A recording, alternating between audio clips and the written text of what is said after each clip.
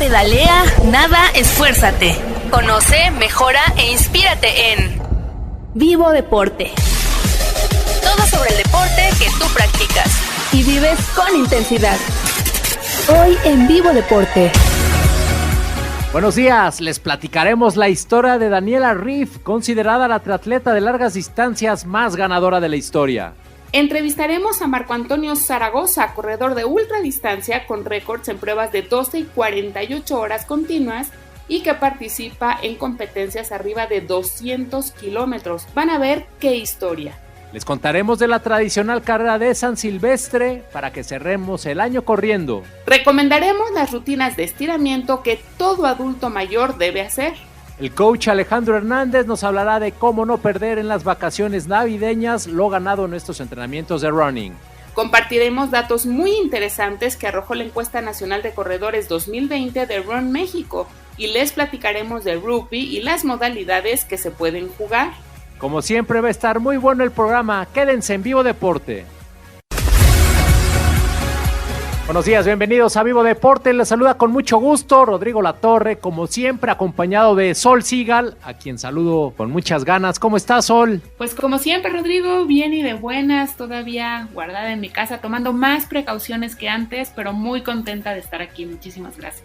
Así es, estamos viviendo una etapa muy complicada de la pandemia y ahora es cuando más tenemos que hacer conciencia, guardarnos y mantenernos sanos, fuertes, haciendo ejercicio, comiendo bien, porque vienen semanas duras, Sol. Sí, si no tienen que salir, mejor quédense en su casa y así pueden escuchar Vivo Deporte muchas veces.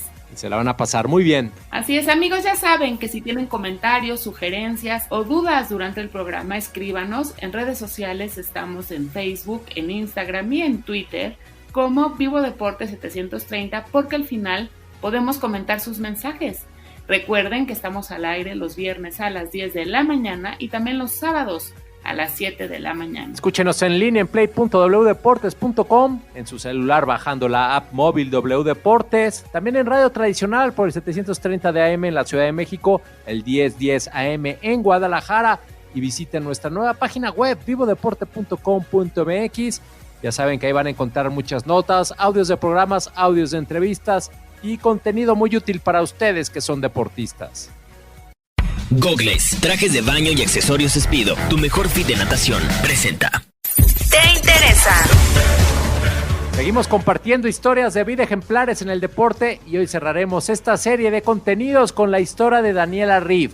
Daniela Ryf es considerada la triatleta de largas distancias más ganadora de la historia, prueba conocida como Ironman. Daniela Ryf nació el 29 de mayo de 1987 en Suiza. Su historia es ejemplar, pues a los 20 años empezó a competir en triatlón olímpico y en 2014, a los 27 años, brincó al triatlón Ironman, donde hoy tiene el récord del Campeonato Mundial de Hawái, con un tiempo de 8 horas, 26 minutos y 18 segundos que logró en 2018. Tiene además el tercer mejor tiempo histórico en cualquier prueba Ironman, solo detrás de Chrissy Wellington, que ha logrado 8 horas con 18 minutos y 8 horas con 19 minutos. Además, Daniela Ryf es la única persona en la historia de este deporte que ha sido 4 veces campeona mundial de Kona en Hawái y 5 veces campeona del mundo en la distancia 70.3, todo esto entre 2014 y 2019. Recordemos que el triatlón Ironman consiste en nadar 3.8 kilómetros, seguido por la prueba de 180 kilómetros de ciclismo y se cierra con 42 kilómetros corriendo. Por otro lado, la distancia Ironman 70.3, donde Daniela Ryf es también 5 veces campeona del mundo, implica nadar 1.9 kilómetros, hacer 90 kilómetros en bicicleta y terminar con 21 kilómetros corriendo. En 2014, después de competir sin mucho éxito 7 años en distancias de triatlón olímpico, que son 1.5 kilómetros nadando, 40 kilómetros en bici y 10 corriendo, Daniela cambia de entrenador e inicia con el australiano Brett Sutton y juntos deciden probar suerte en la distancia Ironman, donde se ha convertido en la triatleta más ganadora. Hoy en día Daniela Ryf vive y entrena en Gold Coast, Australia, y para lograr ser la triatleta Ironman más rápida, entrena de 6 a 7 horas todos los días. Normalmente hace 7 kilómetros en cada entrenamiento de natación, En la bicicleta pedalea de 3 a 4 horas y a la semana acumula 110 kilómetros corriendo. Lo complementa con un masaje de descarga semanal y un par de visitas por ahí al gimnasio.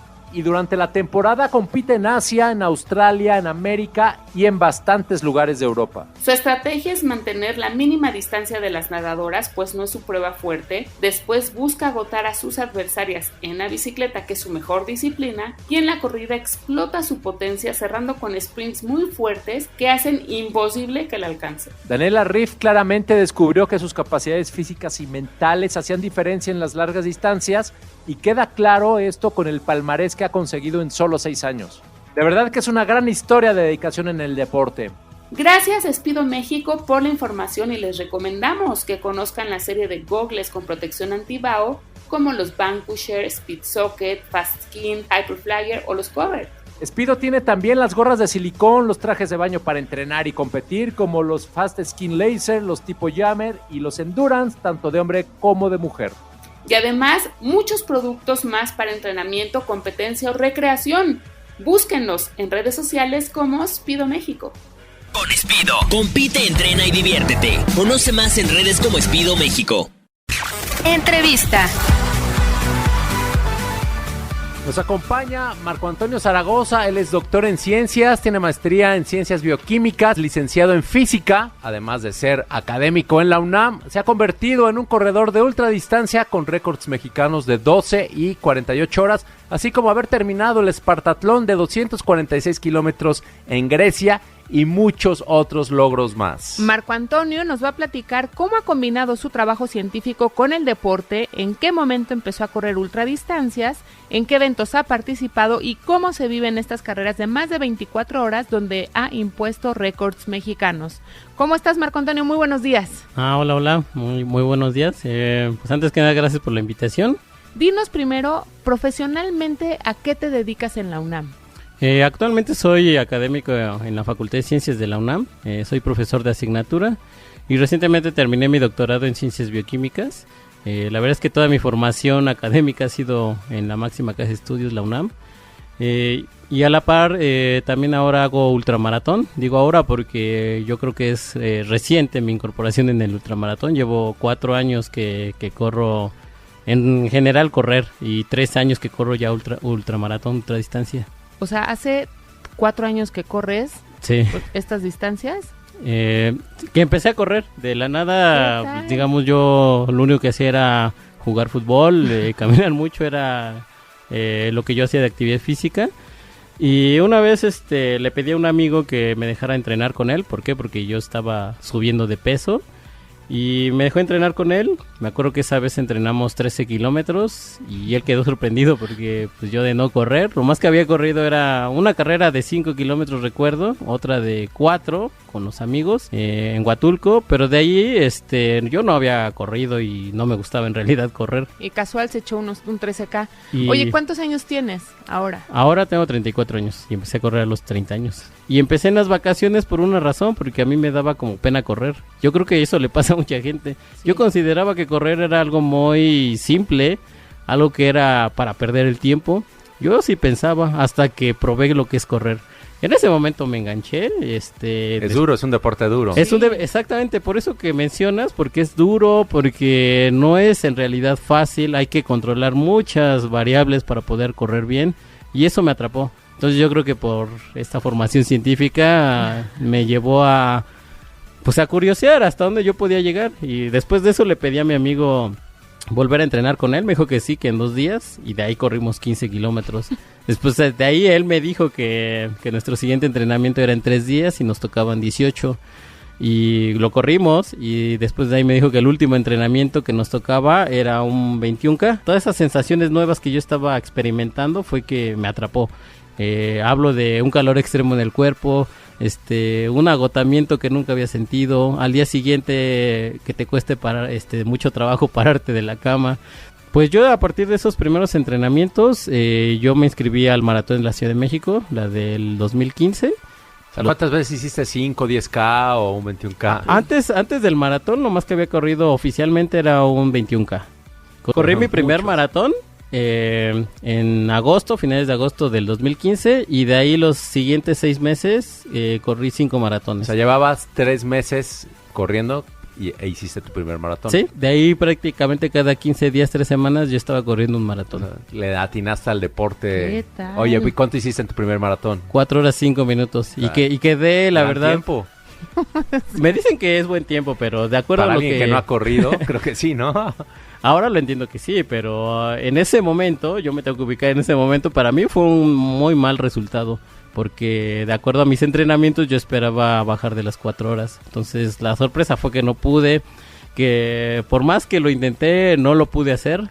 Y de ahí, pues, me frustré y por eso es que busqué más maratones. Mira, es científico, pero es competitivo. Exacto. Y entonces, después de correr estos maratones, pues me dieron a conocer lo que es un ultramaratón. Carreras más allá de 42K. Y de ahí me preparé para los 63 kilómetros de Huachochi. ¿En qué año? 2016. Un año después. Un año después. Pero la sorpresa de ahí fue que yo me inscribí a 63K y en esa carrera había 100K. Entonces, para no irnos tan lejos, yo corrí los 63K en Huachochi. Cuando llegué a la meta, la verdad es que yo me sentía muerto, cansado. Pero llegué a la meta y me sentí como nuevo. Entonces me acuerdo que descansé un poco, me dieron un masaje y ya dije, tengo que regresar, yo quiero hacer 100K. ¿Por qué? Porque nada más es regresar a un puente. O sea, en ese momento. En ese momento, sí. 100K. Entonces me regresé y sí, otra vez llegué a ese puente colgante y de nuevo hacia Huachochi. Y sí, y fue la primera vez que hice 100K en mi vida. Y entonces, igual que los maratones, fue una experiencia totalmente nueva, algo que me atrapó. Y de ahí yo dije, tengo que correr más de 100, más 100K. ¿Y en cuáles has competido de ultradistancia? En México he competido en el selectivo Monterrey, en el ultramaratón de León, en las 100 millas de Oaxaca, en las 100 millas de Villa del Carbón. Yo creo que todas las de larga distancia en México las he hecho alguna vez. Y en este proceso pues clasifiqué al campeonato mundial de 24 horas en Belfast. Y ahí fue donde conocí por primera vez lo que era un ultramaratón de ruta. Y la verdad me encantó. Me gustó más que el ultramaratón de los Cañones. Y después de eso, ¿en cuáles participaste en el extranjero? Después de ahí pues conocí por ejemplo el ultramaratón de Uruguay. Allá había pruebas desde 6 horas hasta 48 horas. Era por horas. Por horas, exactamente. Sí. Hay 2 tipos de ultramaratón. El ultramaratón por tiempo y el que es por distancia. Por distancia, pues hablamos del ultramaratón de 100K, de 100 millas. E incluso hay de 200 millas que recientemente hice. Y por tiempo hay ultramaratones de 6 horas, 12 horas, 24 horas, 48 horas. Y la prueba más larga que reconoce la IAF es la de 6 días o 144 horas. No, bueno. Oye, rápidamente, dinos tus logros. Sí, después de mi viaje por el ultramaratón, y que clasifiqué al campeonato de larga distancia en Belfast, Irlanda del Norte, que son 24 horas en un circuito. Ahí impuse nueva marca en 24 horas con 208.9 kilómetros. En ese momento superé el récord mexicano y yo impuse el nuevo récord mexicano. Ahora ya Osvaldo López tiene el nuevo récord mexicano de 24 horas. Y después de ahí corrí el Espartatlón. Esta es una carrera de 246 kilómetros en Grecia, de Atenas hasta Esparta. Y ahí también impuse la mejor marca de un mexicano hasta ese entonces. Ahí hice 32 horas, 30 minutos y 4 segundos. Lo recuerdo muy bien y hasta el momento sigue siendo la mejor marca de un mexicano. Pues luché por tener el récord mexicano de 48 horas, lo logré. Después el récord mexicano de 24 horas también lo logré. Y el que me falta es el récord mexicano de 6 días. Perfecto, pues una máquina para correr largas distancias. Y se acaba de enterar hace unos años. Estamos en Vivo Deporte. Vivo Deporte. Entrevista.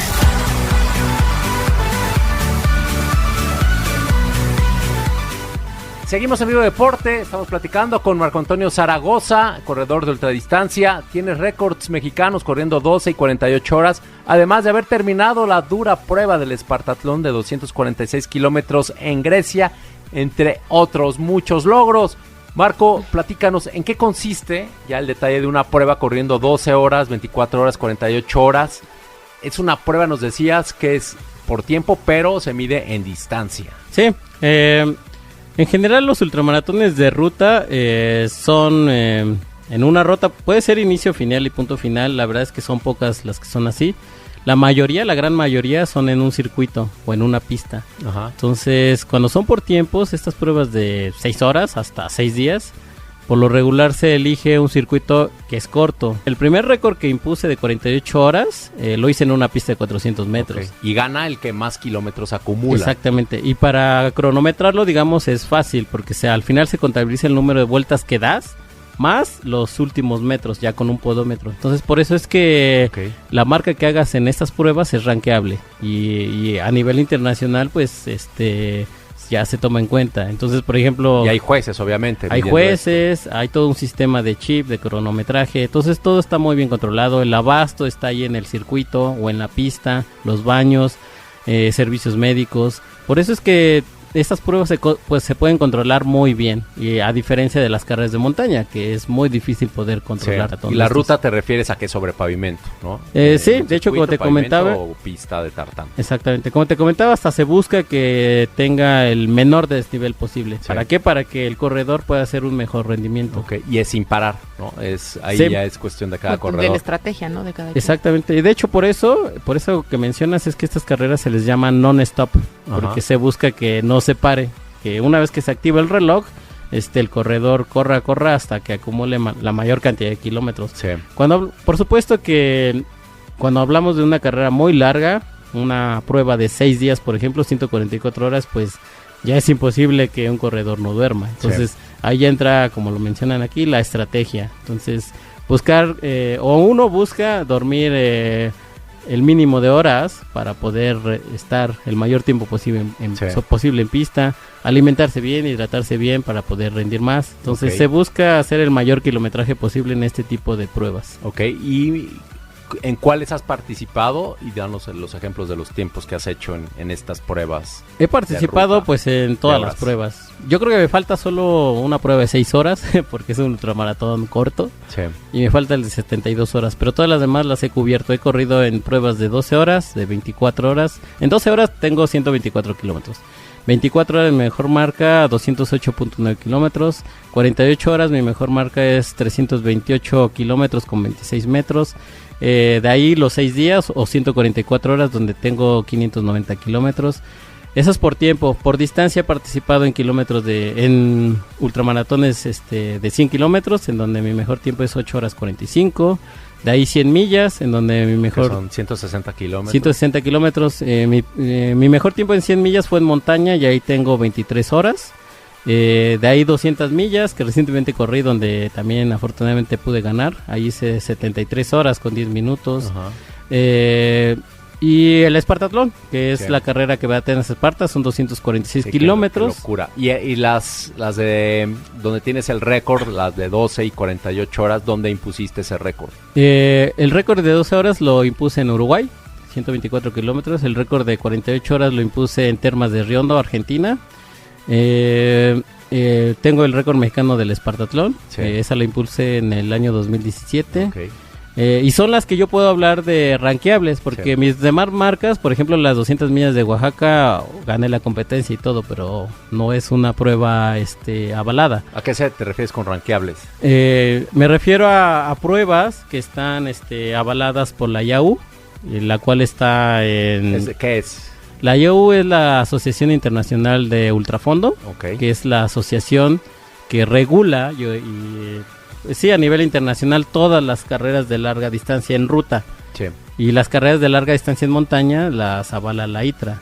Y en estas, por ejemplo, una de 12 horas, ¿a qué ritmo corres? Cuando impuse el récord mexicano de 12 horas, pues yo corría a un ritmo de 5:10, 5:20, me movía en minutos por kilómetro. Durante es un 12 paso horas. Buenísimo. Y así 12 horas. En la de 24 horas, ¿a qué paso vas? Y 48 horas. En una de 24 horas yo programo ir a 5:30, 5:40 minutos por kilómetro horas. Durante 24 horas. Claro que la carrera ya te pone en tu lugar, como yo he dicho. El sueño, el que pares a comer algo, todo eso. Todas las paradas se van restando. Sí. Entonces eso te va quitando en realidad kilometraje, ¿no? Entonces la idea es que estés el mayor tiempo posible en el circuito o en la de ruta. 48 a cuánto? En 48, cuando yo puse el récord, planeé ir a un ritmo de 5:50 hasta 6:10 minutos por kilómetro. Es impresionante. ¿Cómo te vas hidratando? Yo creo que ahí me ha ayudado mucho mi formación en bioquímica. Yo soy mi propio entrenador y hay que cuidar toda esta cuestión de las sales. Entonces, por ejemplo, en un 12 horas sí voy a tener que programar la ingestión de sales cada 2 horas, por ejemplo. ¿Y carbohidratos también? Y exactamente. Y en medio de la ingestión de sales, meter carbohidratos. Okay. Ingerir proteína también es muy importante. Okay. Entonces yo combino todos esos factores. ¿Y en una de 12, 24 horas duermes o no? ¿O de plano no? Me acuerdo que en mis primeras pruebas largas, yo dormía, en un 48 horas, por ejemplo, yo dormía 3 horas. Uh-huh. En mis segundos 48 horas, donde mejoré el récord mexicano y lo dejé ya en 328 kilómetros, ahí solo dormí 1 hora en las 48 horas. Entonces, mi objetivo, ahora que lo preguntas, es, por ejemplo, correr un 48 horas sin dormir nada. Oye, y el Espartatlón es una de las pruebas más duras que existen en el mundo. Dinos, ¿dónde se hace primero y cuál es la distancia que hay que recorrer para los que nos escuchan? El Espartatlón es el sueño de todos los ultramaratonistas en el mundo. ¿Por qué? Porque para llegar ahí necesitas marcas clasificatorias. El Espartatlón es un ultramaratón que comienza en la Acrópolis de Atenas y termina en Esparta, tocando los pies de Leónidas. Allá no hay una meta de un listón, sino tocando los pies de Leónidas se termina la carrera. Son 246 kilómetros en un límite de 36 horas. Y hay 75 puntos de corte en toda la carrera. Oye, ¿cuál es el récord del Espartatlón? ¿Te lo sabes? El récord mundial lo tiene Yanis Kouros con 20 horas 25 minutos. Es un griego. Es un griego y esa marca es... Él tiene las 4 mejores marcas del Espartatlón. ¿Qué tal? ¿Y cómo es un poco el recorrido, como a grandes rasgos, para que nos ayudes a imaginarlo? Sí, esa prueba, ese ultramaratón es muy duro porque no es nada plano. Entonces tiene más de 3.400 metros desde el nivel positivo y el 95% de la ruta es asfalto. Se ve llegando a las 100 millas se pasa una montaña y esa montaña sí ya es tipo trail, hay que subirla y después bajarla, pero no son más de 10 kilómetros de tipo trail. Todo lo demás es asfalto, es muchísima carretera, pasar por varios pueblos en Grecia, pero la gran mayoría en asfalto. ¿Cuánto tiempo hiciste tú en esta distancia, en los 246 kilómetros? Yo he participado 3 veces y las 3 veces que he participado la he terminado. Eso es un logro. Estadísticamente solo el 30% de los que quedan van a acabar la prueba. En 2017 hice 32 horas, 30 minutos y 4 segundos. Y de ahí no he podido mejorar mi marca por varias razones. En 2018 hubo un ciclón, entonces la prueba estuvo durísima. Y este año hizo muchísimo calor. Pero sí, otro de los objetivos que tengo por ahí es seguir participando en el Espartatlón y obviamente mejorar mi marca. Claro. ¿Cuántos mexicanos lo han hecho? Los que lo hemos terminado solo somos 6 mexicanos. 6 mexicanos. Eso implica un gran reto, ¿no? Sí, el primero que lo terminó fue Luis Guerrero, de ahí Francisco Valenzuela, Rubén Barrera también lo ha terminado, Iván Dagnino, después yo. Y recientemente Alejandro Santiago también lo terminó. Entonces somos 6 mexicanos. Si no se me va nadie, son los 6 mexicanos que hemos logrado terminar ¿Y cuáles son como los grandes retos mentales? Esa es una pregunta que la verdad yo sigo abordando. La parte mental para mí corresponde en un 80%. Entonces, ¿cómo lo superas? Dentro del ultramaratón siempre va a haber crisis. Y en esas crisis es cuando esa parte mental, esa fuerza mental tiene que salvarte. ¿Y la entrenas? ¿La parte mental? Es una buena pregunta, nunca nadie me la había hecho, pero tienes que meterte a las carreras, tienes que participar, si quieres ser un buen ultramaratonista de larga distancia, más allá de 100 millas, pues tienes que participar en ultramaratones de 100 kilómetros, 100 millas, ponerte objetivos, superarlos, y eso te va retroalimentando y eso te va dando confianza. Te prepara mentalmente. Exactamente, así es como de alguna forma yo entreno esa parte mental. Ya para terminar así en un minutito, dinos cómo te preparas en una semana, cuánto kilometraje le metes, haces fuerza como para poder superar tanta distancia. Eso depende de la carrera a la que vaya. Y por supuesto del plan de entrenamiento que yo esté siguiendo. Yo diseño mis propios planes de entrenamiento, pero digamos en una semana normal, semana promedio de entrenamiento, hablamos de 100 a 120 kilómetros por semana. Y por supuesto que cuando se van acercando, un mes antes hablo, de que se va acercando la competencia, pues ya hablamos de 150. Ajá. Hay que planear bien los entrenamientos, distribuir esos kilómetros y variarlos en los entrenamientos. Fuerza. También entrenas fuerza, ¿verdad? Nos decías. Sí, entreno fuerza. La verdad, el gimnasio no me gusta mucho, pero hago otros entrenamientos para compensar. Es necesario, ¿no? Es necesario, sí, exactamente. Oye, ¿dónde te podemos seguir para que la gente esté pendiente de todos tus eventos? Sí, tengo mis redes activas sociales. Estoy en Facebook con mi nombre, Marco Antonio Zaragoza Campillo. Tengo ahí también una fanpage. Estoy en Instagram, en Twitter. Pero yo creo que lo más fácil es meterse al internet y poner ahí Google. Mi nombre y ahí salen las redes. Muchas gracias. Marco Antonio Zaragoza, científico antes que nada. Sí, se autoentrena y es uno de los grandes corredores de ultradistancia con récords impresionantes. Muchas gracias a ustedes. Gracias. Vivo Deporte. Sportium, tu club deportivo. Más metas, menos límites, presenta. Seguimos en Vivo Deporte en la sección que desarrollamos con Sportium Club. Hemos estado dando recomendaciones de ejercicio para los adultos mayores y ya explicamos algunas rutinas de fuerza y para desarrollar la capacidad aeróbica. Ahora les daremos recomendaciones para mantener la flexibilidad del cuerpo. Los ejercicios de estiramiento y flexibilidad ayudan a las personas de la tercera edad a tener una mayor amplitud de movimientos para hacer las actividades de su vida diaria y son un complemento perfecto a los ejercicios de fuerza y aeróbicos como caminar, nadar o bailar. Lo recomendable es hacer los ejercicios de estiramiento una vez que terminan los ejercicios de fuerza o los aeróbicos. O bien, pueden hacer solo ejercicios de estiramiento y flexibilidad 3 veces por semana en sesiones de 20 minutitos. Cada ejercicio de estiramiento debe hacerlo de 3 a 5 veces por parte del cuerpo y cada repetición mantenerla durante 30 segundos. Así es, y vamos a sugerirles algunos ejercicios de estiramiento y flexibilidad que ayudarán mucho a su cuerpo y podrán hacer en casa. Lo primero que tienen que hacer es estirar los músculos de la parte posterior del muslo y esto se logra sentándose en el piso con las piernas estiradas al frente y buscando acercar la cabeza a las rodillas. O bien pueden hacerlo de pie e inclinar la cabeza y espalda como escuadra, sujetándose del respaldo de una silla, manteniendo las piernas rectas sin doblar rodillas. Otro ejercicio indispensable es el de estirar las pantorrillas.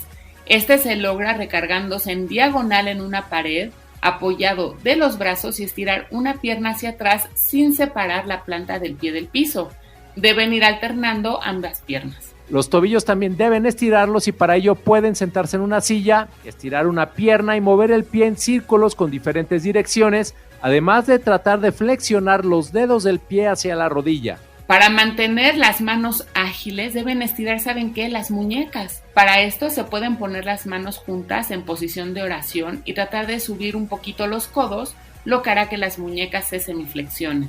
Para los hombros es recomendable hacer movimientos en círculos con los brazos y la cadera también se verá beneficiada si hacen giros leves del tronco hacia los lados, manteniendo fijas las piernas. Finalmente, la parte frontal del muslo la pueden estirar acostándose de lado en la cama y con una mano jalar hacia atrás el pie permitiendo que la rodilla se flexione. Recuerden que cada uno de estos ejercicios pueden hacerlos de 3 a 5 veces y manteniendo el estiramiento durante 30 segundos. La flexibilidad permitirá al adulto mayor mantener libertad y amplitud de movimiento, que será un gran complemento a los ejercicios de fuerza y a los aeróbicos. Gracias a Sportium Club por las recomendaciones y queremos recordarles que los clubes Sportium del Estado de México y de Ciudad de México ya abrieron sus puertas y están listísimos para recibirlos. En Sportium están aplicando todas las reglas de sanidad para la seguridad de la gente que asista y si quieren ir a alguno de los clubes solo deben entrar al Facebook de Sportium Club y ahí van a encontrar el link para hacer la reservación de asistencia.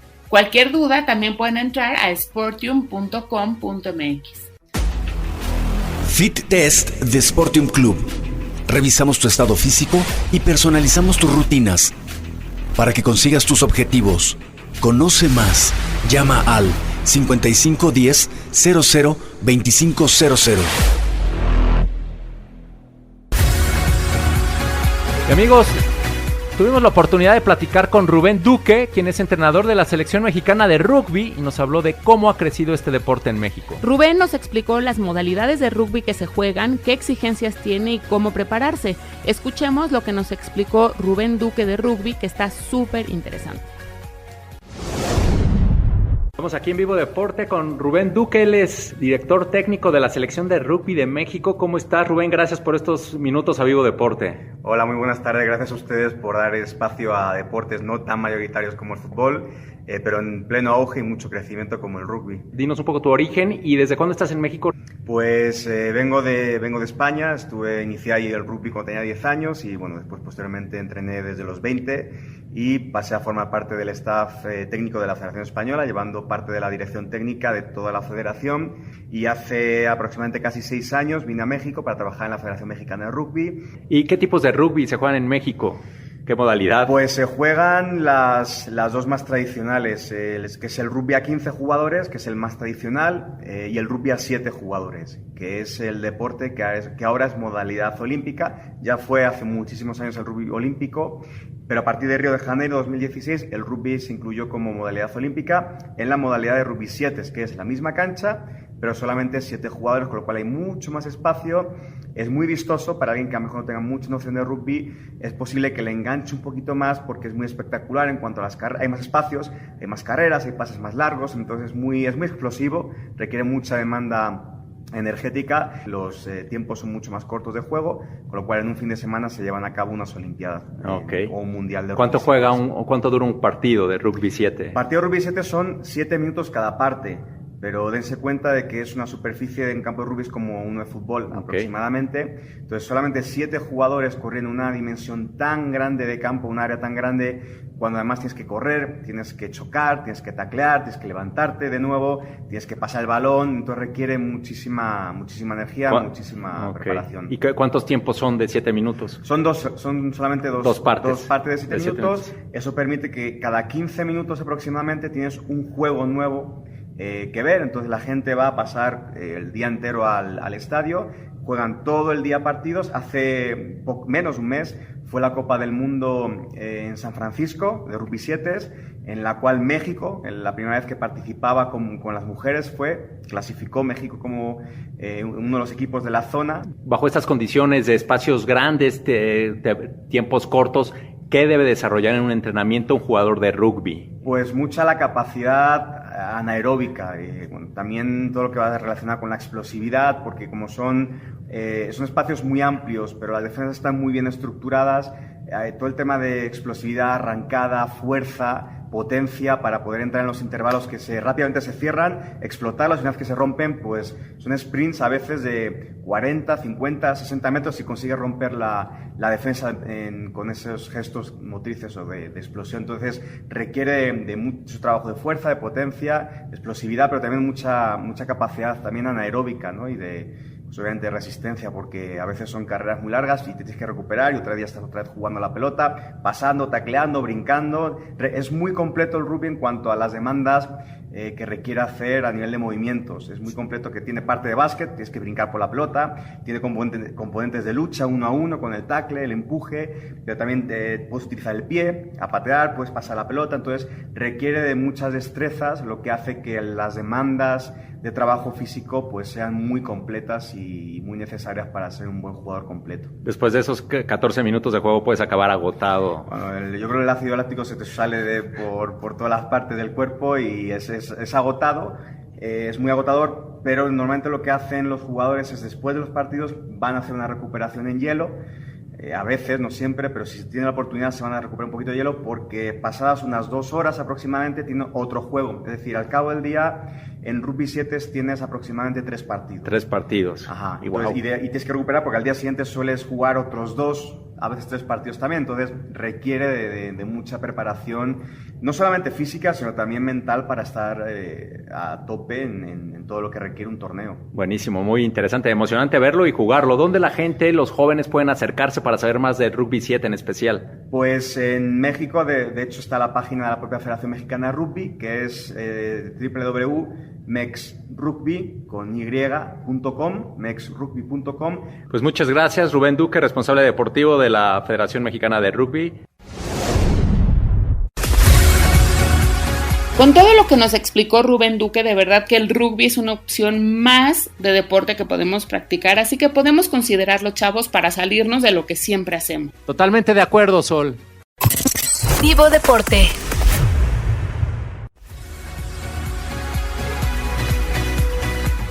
Seguimos en Vivo Deporte y tenemos en la línea a Alejandro Hernández, es reconocido coach, fundador y entrenador del equipo central de corredores, quien nos va a dar algunas recomendaciones de qué hacer estas 2 semanas de fiestas navideñas y fin de año para no perder lo que hemos ganado en el entrenamiento de los últimos meses. ¿Cómo estás, Alejandro? Buen día. Hola, Rodrigo, ¿cómo estás? Gracias por invitarme. No, al contrario, gracias a ti por este espacio, porque sabemos que estás terminando de entrenar. Pero dinos, en tu experiencia, ¿cuáles son los errores más comunes en que caemos los corredores en estos días de Navidad y fin de año? Pues más que errores, simplemente yo lo que creo es que la gente lo que hace es pensar que como es Navidad y como son vacaciones, no va a poder entrenar, ¿no? Sí. Yo creo que el principal error es pensar que no puedes entrenar y yo creo que hay que verlo diferente.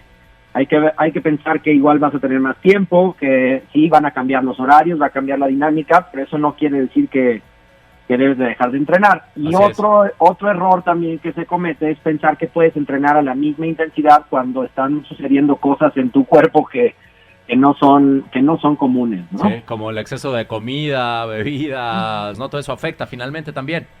Exacto, entonces cuando tú rompes la dieta y cuando no estás acostumbrado a tener esta ingesta de carbohidratos o de grasas o de alcohol, pues inmediatamente tu cuerpo se siente mal, ¿no? Y al sentirse mal y al dormir menos horas, pues también te sientes más cansado y entonces lo lógico es decir, ya no entrenas, ¿no? Okay. Y para eso pues hay una serie de truquillos ahí o mañas que podemos hacer para que eso no suceda y para que no perdamos tanta condición. Así es, ¿no? O sea, nada de olvidarnos del entrenamiento, sino que se puede combinar perfectamente y justo ahorita nos vas a contar un poco de esas recomendaciones en tu experiencia como coach.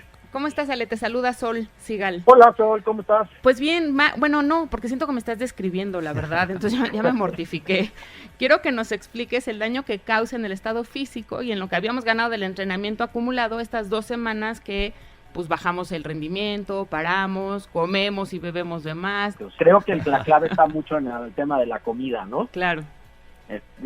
Creo que hay muchos trucos que dan los nutriólogos, tú también debes de recomendárselos ahí a tus pacientes y la verdad pues es que pues no hay que excederse mucho en la comida, ¿no? Porque claro. eso hace que nos sintamos mal y sobre todo desde mi punto de vista lo que sucede es que la falta de sueño, estar cansado, claro. y tener una ingesta de comida diferente a lo que uno está acostumbrado, pues generan una sensación como de fatiga o como de cansancio o como de pesadez y eso pues se ve reflejado en el rendimiento que uno tiene como entrenando, ¿no? Justo. Además de todo, creo que una de las cosas que sucede es que estamos muy acostumbrados de repente a correr por kilómetros, ¿no? O sea, a mí me tocan 5 kilómetros mañana o me tocan 10 kilómetros mañana.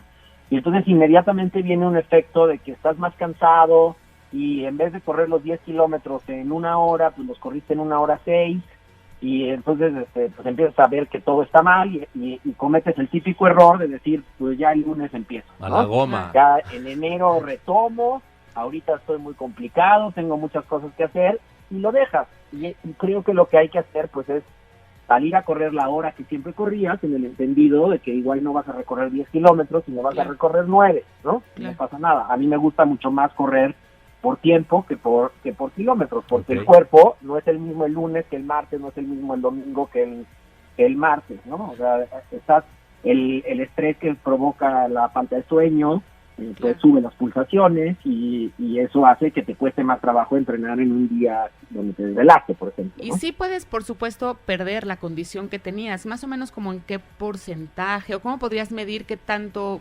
pierdes de la condición que habías ganado. Pues mira, la verdad es que eso es muy relativo, todos los cuerpos son diferentes, ¿no? Yo no creo que se pierda demasiada condición, o sea, insisto, yo creo que lo que sucede es que uno empieza a hacer cosas que no son cotidianas y eso hace que tengas una sensación de que no estás teniendo un performance adecuado. Ajá. Pero no es que pierdas condición, o sea, para perder condición probablemente debería de pasar un mes de que no hagas nada de ejercicio, ¿no? Pero si en 2 o 3 días que no fuiste a entrenar o en 2 o 3 días que comiste de más o en una semana que te fuiste de vacaciones a la playa lo que sea, pues no debes de perder condición. Okay. En realidad lo único que tienes que hacer es bajar un poco la intensidad y dejar que los días pasen y tú seguir entrenando lo más que puedas. Ok, Claro. y eso sí, esas 2 semanas, lo que sí vas a ganar son unos buenos kilitos, ¿no? Si comes y tomas mucho y le bajas. Pero dinos, Alejandro, ¿qué recomendaciones nos das de entrenamiento para hacer estas 2 semanas de Navidad y fin de año?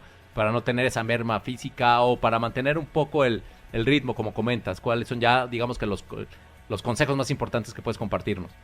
Pues mira, yo el primer consejo que les daría es que revisen su plan de entrenamiento y que hagan un plan alternativo de entrenamiento de acuerdo a los nuevos horarios que van a tener. Creo que el principal error o la principal complicación está pues en que rompes tu rutina, ¿no? Sí. Y al romper la rutina es mucho más difícil cumplir con la rutina que tienes de ejercicio. Entonces lo que uno tiene que hacer es pensar, voy a estar de vacaciones y estos son mis nuevos horarios. Entonces le hablas a tu entrenador o tú, si ya te conoces o lo que sea, haces un entrenamiento ad hoc a las vacaciones. Si ya sabes que no vas a correr a las 6 de la mañana, sino que vas a correr a las 7, pues ¿cuánto tiempo tengo, no? Y probablemente sea bueno llamarle a tu entrenador y decirle, estas 2 semanas van a estar así. Sí. De hecho, yo cuando hago los entrenamientos siempre le pregunto a mis alumnos, ¿qué haces? O sea, ¿cómo acomodo tu semana? ¿Cómo es tu rutina? Okay. Pues ahora en Navidad, pues vas a tener otra rutina, ¿no? Sí. O quiera que sea, es una rutina distinta. Entonces, pues puedes agendar, sabes cuándo te vas a desvelar y entonces programas tus corridas. Sabiendo qué es lo que puedes hacer al día siguiente, es muy buen truco. Y lo que decías, ¿no? Sí, adelante. Sí, otro truco también bueno es, pues hacer siestas, por ejemplo, ¿no? Siestas. Si tú sabes que vas a dormir 1 hora o 2 horas menos en estas épocas, puedes tratar de echarte una siesta de 20 minutos, media hora, cuando puedas, tratar de aprovechar esos tiempos para descansar a horas que no descansabas, que es parte como de reagendar este tipo de fechas, ¿no? Sí, ok. Y lo que decías también, ¿no? De si vas a correr 1 hora y antes hacías 12 kilómetros, ahora pues a lo mejor vas a hacer 10. Sí, darte Le más bajas chance, la intensidad, pero haces Exacto. el tiempo.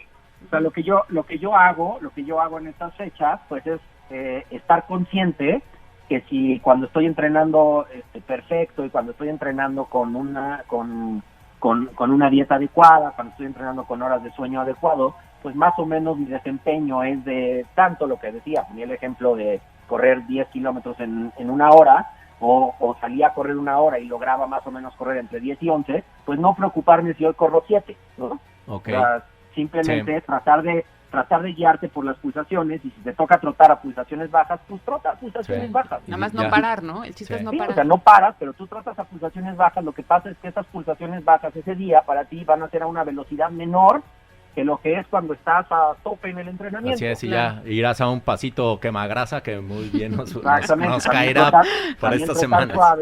Trotar suave hace que no te agotes, porque lo que sucede es que si tratas de cumplir exactamente con la misma distancia, entonces lo que estás haciendo es que probablemente te pases a hacer un entrenamiento anaeróbico, y al hacer un entrenamiento anaeróbico te vas a cansar más, y entonces al día siguiente que te toca hacer repeticiones, pues no las vas a poder sacar, y empieza la frustración, y acabas con lo que ya dijimos, ¿no? Diciendo, bueno, ¿sabes qué? Ya mejor hasta enero, y en enero retomo todo. No, y en además enero nos va a costar muchísimo más trabajo, ¿no? Claro. Porque pues entonces ahí en vez de subir 2 kilitos, pues igual te subes 4 o 5, ¿no? Oye, Ale, ¿dónde podemos seguir al equipo, a Central de Corredores, ver todo lo que están haciendo? Pues pueden seguirnos en el Instagram del equipo, que es @Central de Corredores, o en Facebook también Central de Corredores. Okay. Ahí pues ahí pueden saber la información del equipo y seguirnos, ¿no? Ponerse en contacto contigo, padrísimo. Sí, que además sabemos que hay gran cantidad de historias de éxito de gente y mucho en maratón, cómo ha bajado sus tiempos con tu metodología, que es buenísima. Muchas gracias, Alejandro Hernández, coach del equipo Central de Corredores, por este espacio, y a correr, no parar. Así es, y pues le mando un saludo a toda la gente de mi equipo que se levantaron hoy a correr, y eso pues es un buen ejemplo. Ver gente corriendo en estas fechas siempre es motivante. Un amanecer padrísimo tuvimos hoy. Buenísimo, pues felicidades, Alejandro, y estamos en contacto. Adiós, adiós, Rodrigo. Gracias. ¿Sabías que? Se hizo la Encuesta Nacional de Corredores 2020, una gran iniciativa de Run México. Con esta encuesta se identifican gustos y necesidades de los corredores que se toman en cuenta en la organización de las carreras en nuestro país. les vamos a compartir algunos datos que se obtuvieron. Fíjense que el 78% de los corredores habituales entrenan 3 o más días por semana. Y el lugar preferido para entrenar corriendo es 34% en parques, el 26% prefiere hacerlo en la calle y un 20% en la montaña. El resto busca cualquier otro tipo de lugar. La distancia más popular para correr son los 10 kilómetros, seguido por los 21 kilómetros y después los 5 kilómetros. El formato preferido de carreras es en un 70% en calle y después 16% prefiere hacer trail. En menor medida, a la gente le gusta competir en pista, en carreras verticales, de obstáculos y algún otro formato. Para decidirse en participar en una carrera, los criterios más importantes para la gente son el tipo de recorrido, el lugar donde se hace y, en tercer lugar, el precio. El estudio arrojó que los corredores participan en promedio de 4 a 7 carreras al año. Un 63% de los corredores ha participado en carreras fuera de su ciudad y lo califican como una gran experiencia.